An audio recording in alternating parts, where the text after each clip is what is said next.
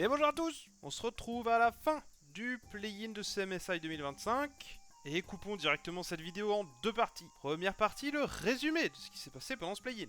On a eu pas mal d'affrontements et je les qualifierais pas forcément d'intéressants. Je vais pas parler des deux teams éliminés parce que je trouve que la team d'Amérique du Sud n'a pas été ridicule mais forcément pas au niveau comme attendu. Et GAM qui fait du GAM, c'est-à-dire du bon League of Legends mais pas assez bon pour battre les régions majeures. Je vais simplement ajouter quelque chose pour les deux équipes qui sont passées, à savoir G2 et BLG.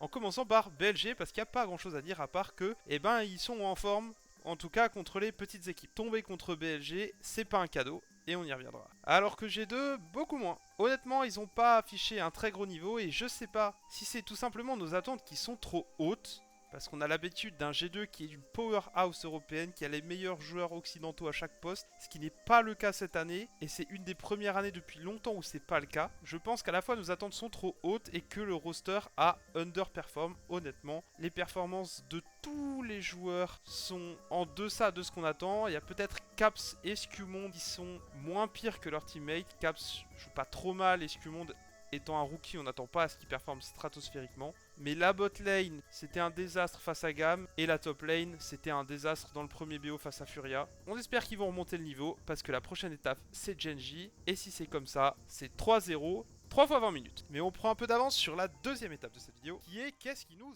attend.